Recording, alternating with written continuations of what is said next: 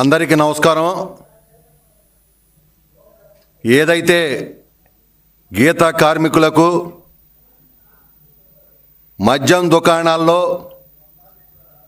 10% వాటా ఇస్తానని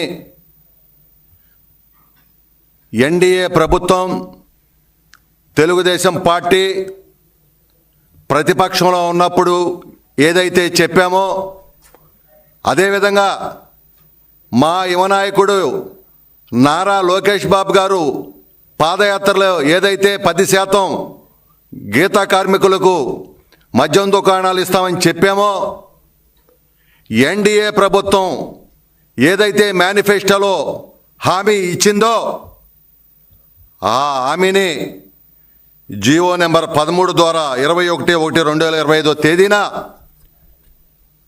10% వాటా గీతా కార్మికులకు ఇస్తూ జీవో ఇవ్వటమే కాకుండా ఈరోజు దానికి సంబంధించినటువంటి మొత్తం కార్యక్రమాన్ని ఈ ప్రభుత్వం ముందుకు తీసుకెళ్తుందని చెప్పి తెలియజేస్తూ ఇందుకు మనస్ఫూర్తిగా గీతా కార్మికుల తరపున గౌడ శెట్టిబలిజ ఈడిగా సీసాయిన యాత కులస్తులు ఎవరైతే ఉండారో హృదయపూర్వకంగా ఎన్డీఏ ప్రభుత్వానికి కృతజ్ఞతలు ధన్యవాదాలు తెలియజేస్తా ఉన్నాం. అదేవిధంగా గౌరవ ముఖ్యమంత్రి నారా చంద్రబాబు నాయుడు గారికి, ఉప ముఖ్యమంత్రి పవన్ కళ్యాణ్ గారికి, యువ నాయకులు నారా లోకేష్ బాబు గారికి, ఎక్సైజ్ శాఖ మంత్రులు కొల్లు రవీంద్ర గారికి మనస్ఫూర్తిగా ధన్యవాదాలు కృతజ్ఞతలు తెలియజేసుకుంటున్నాం.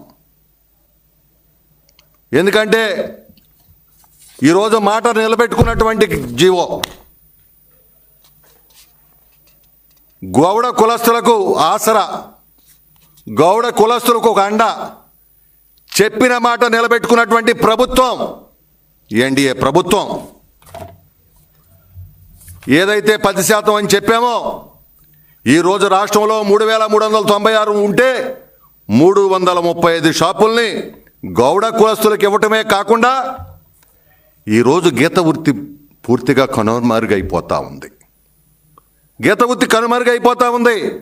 ఈ పరిస్థితుల్లో 10% వాటా 335 షాపులు ఇవ్వటమే కాకుండా లైసెన్స్ ఫీజులో 50% రాయితీ కూడా ఇస్తామన్నారు. ఇది మాట నిలబెట్టుకున్న ప్రభుత్వం. ఇది మంచి ప్రభుత్వం, మాకు అండగా ఉన్న ప్రభుత్వం, మా గీత కులాలను ప్రోత్సహిస్తున్నటువంటి ప్రభుత్వం. మేము శిరస్సు వంచి నమస్కరిస్తా ఉన్నాం ఈ ప్రభుత్వానికి. ఇవాళ చెప్పిన మాట నిలబెట్టుకున్నారు. గతంలో మనం చూసాం వైసీపీ ప్రభుత్వం ఏ విధంగా చేశారు, లూటీ చేశారు ఈ రాష్ట్రాన్ని.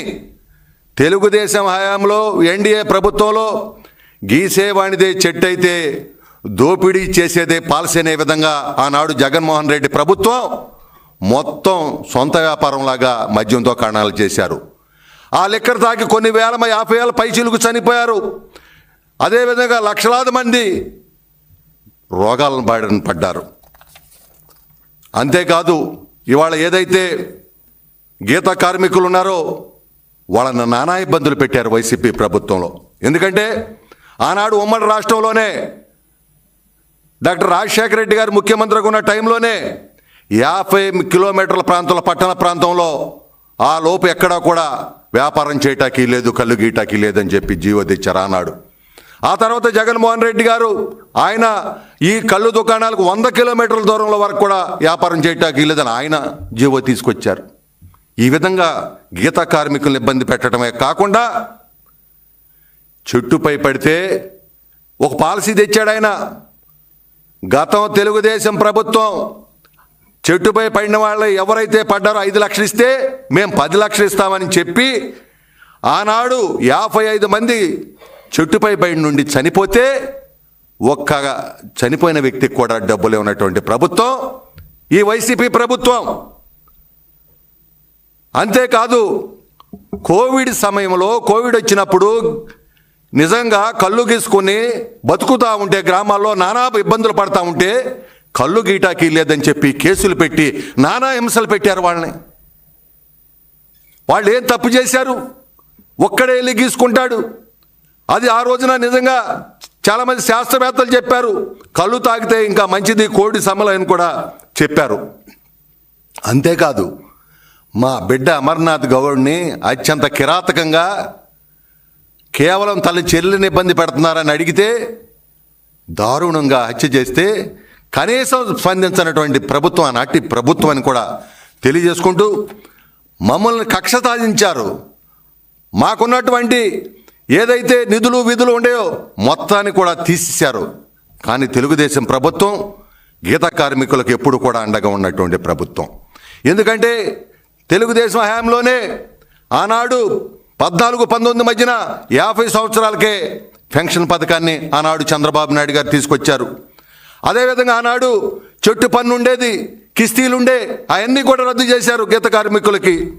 అంతేకాకుండా చంద్రన్న బీమా కింద ఎవరు పడ్డా కూడా 5 లక్షల రూపాయలు తాడి చెట్టు మీద నుండి పడి చనిపోతే 5 లక్షల రూపాయలు ఇచ్చారు. అంతేకాకుండా ఆదరణ పథకం కింద రెండో ఫేజ్లో సైకిల్ కానీ అదేవిధంగా 10,000 రూపాయలు క్యాష్ ఇచ్చి ఆ గీత కార్మికులకు 1,00,000 మందికి ఆ రోజు ఆదుకోవటం జరిగిందని తెలియజేసుకుంటూ ఆనాడు గీత కార్పొరేషన్ ద్వారా తాత జయప్రకాష్ నారాయణ గారు ఉంటే 105 కోట్ల రూపాయలు గీత కార్మికుల సంక్షేమానికి ఆనాడు ఖర్చు పెట్టడం జరిగింది. అంతేకాదు మహానుభావుడు అన్న నందమూరి తారక రామారావు గారు ఆయన ముఖ్యమంత్రి అయినప్పుడే గీత కార్మికుల గురించి ఆలోచించాడు. ఆయన ఆనాడు ఒక ఆలోచన చేసి రంపచోడవరం దగ్గర మరి పందిరి మామిడి ఏదైతే ఉందో 60 ఎకరాలు భూమి కేటాయించి తాటి పరిశోధనా కేంద్రాన్ని ఏర్పాటు చేశారంటే ఆనాడు తాటి పరిశోధనా కేంద్రం ద్వారా నీరా కానీ తాటి బెల్లం కానీ ఈ ఉత్పత్తులు రావాలని చెప్పి మహానుభావుడు ఆనాడే కలగన్నాడు. కానీ దాన్ని ఆ ప్రభుత్వం వచ్చిన తర్వాత పక్కన పడేసింది. ఇవాళ ఖచ్చితంగా ఎన్డీఏ ప్రభుత్వం ఏదైతే కూటమి ప్రభుత్వం ఉందో మేము గీత కార్మికుల సంక్షేమం కోసం రాబోయేటువంటి రోజుల్లో నీరాను ప్రోత్సహిస్తాం, తాటి ఉత్పత్తులను ప్రోత్సహిస్తాం, తాటి ఉత్పత్తులను పెద్ద ఎత్తున తీసుకొచ్చి రాబోయేటువంటి రోజుల్లో ఏదైతే మా నారా లోకేష్ బాబు గారు 20 లక్షల మందికి ఉద్యోగాలు ఇస్తారని చెప్పారో అందులో భాగంగా చిన్న చిన్న పరిశ్రమలు కూడా దీంట్లో కూడా తీసుకొచ్చి ఈ యొక్క పారిశ్రామికవేత్తలను తయారు చేస్తామని చెప్పి మరి తెలియజేసుకుంటూ ముఖ్యంగా ఈరోజు మనం ఒకటి గుర్తుపెట్టుకోవాలి. స్వతంత్రం వచ్చిన తర్వాత ఎవరైతే బీసీ కులాలు ఉన్నాయో ఈ బీసీ కులాలన్నీ కూడా వృత్తులు చేసుకుని బతికేటువంటి పరిస్థితులు ఉండే. వారు విద్యాపరంగా కానీ రాజకీయంగా కానీ ఆర్థికంగా కానీ సామాజికంగా కానీ ముందుకెళ్ళినటువంటి పరిస్థితులు ఉండే. కానీ మహానుభావుడు అన్న నందమూరి తారక రామారావు గారు వచ్చిన తర్వాత ఆయన స్థానిక సంస్థల్లో 20% రిజర్వేషన్ ఇచ్చిన తర్వాత బీసీలకు రాజ్యాధికారం ఇచ్చిన తర్వాత ఎంతోమంది బీసీలు రాజకీయంగా ఆర్థికంగా అన్ని రకాలుగా ముందుకెళ్ళటం ప్రయత్నం చేశారు. ఆ తర్వాత చంద్రబాబు నాయుడు గారు 33% దాన్ని పెంచారు. జగన్మోహన్ రెడ్డి వచ్చిన తర్వాత మళ్ళీ 10% తగ్గించారు దుర్మార్గుడు. ఈరోజు దానికోసం కూడా ఈ ప్రభుత్వం పనిచేస్తూ ఉంది. బీసీలకు ఇవాళ ఎంతోమంది బీసీలకు ఇవాళ రాజకీయ భవిష్యత్తు కల్పించినటువంటి పార్టీ తెలుగుదేశం పార్టీ. మరి చంద్రబాబు నాయుడు గారు మరి ముఖ్యంగా బీసీలు మరి ఆర్థికంగా కానీ విద్యాపరంగా ముందుకెళ్లాలని విద్యారంగంలో అనేక మార్పులు తీసుకొచ్చి బీసీ బిడ్డలని ఇతర దేశాలకు కూడా వెళ్ళి విదేశీ విద్య పెట్టి చదువుకునే విధంగా చేశారంటే అది చంద్రబాబు నాయుడు గారు ఎన్నో సంస్కరణలు చేయడం వల్ల ఇవాళ బీసీలు ఎంతోమంది యువకులు చదువుకుని ఇవాళ విదేశాల్లో ఉన్నారు, చదువుకుని వ్యాపారాలు చేస్తూ ఉన్నారు. అనేక రంగాలుగా వృత్తులు మరి కొంత వృత్తులు ఏదైతే ఉన్నాయో ఆ వృత్తులకు నైపుణ్యం కల్పించి వృత్తులను ఇంకా వ్యాపారంగా తయారు చేశారు చంద్రబాబు నాయుడు గారని చెప్పి ఈ సందర్భంగా తెలియజేసుకుంటూ ఏదైతే ఇవాళ బీసీల సంక్షేమానికి కట్టుబడి ఉన్నటువంటి ప్రభుత్వం తెలుగుదేశం ప్రభుత్వం ఈ 6 నెలల కాలంలోనే ఈ ఎన్డీఏ ప్రభుత్వం 39,007 కోట్ల బడ్జెట్ ఇచ్చినటువంటి ప్రభుత్వం. రేపు రాబోయేటువంటి రోజుల్లో లక్షలాది మంది మహిళలకు కుట్టు మిషన్లు ఇవ్వబోతా ఉన్నాం, పాడి గేదెలను ఇవ్వబోతా ఉన్నాం, గొర్రెల పెంపకం ఇవ్వబోతా ఉన్నాం. అదేవిధంగా ప్రతి నియోజకవర్గానికి జనరిక్ మెడికల్ షాపులు 50% రాయితీతో ఇవ్వబోతా ఉన్నాం. ఈ విధంగా చాలా పెద్ద ఎత్తున బీసీ కార్యక్రమాలు చేయబోతా ఉన్నాం. ఇంకొక పక్కన గత ప్రభుత్వంలో పెట్టిన బకాయిలన్నీ కూడా ఈ రోజున మరి మా బీసీ మంత్రి గారు సవితమ్మ గారు ఎవరైతే ఉన్నారో వారు ఈ కార్యక్రమాలన్నిటిని కూడా మరి పర్యవేక్షిస్తామన్నారని తెలియజేసుకుంటూ మరి ఏదైతే బీసీ సంక్షేమానికి బీసీల యొక్క అభివృద్ధికి కట్టుబడి ఉన్నటువంటి ప్రభుత్వం తెలుగుదేశం ప్రభుత్వాన్ని మరొకసారి తెలియజేసుకుంటూ రాబోయేటువంటి రోజుల్లో బీసీల యొక్క ఆర్థిక రాజకీయ సామాజిక విద్యా రంగాల్లో ముందుకు తీసుకెళ్ళటానికి నారా చంద్రబాబు నాయుడు గారి నాయకత్వంలో మరి అందరూ కూడా అభివృద్ధి చెందుతారనే దాంట్లో ఎలాంటి సందేహం లేదని కూడా తెలియజేస్తా ఉన్నాను.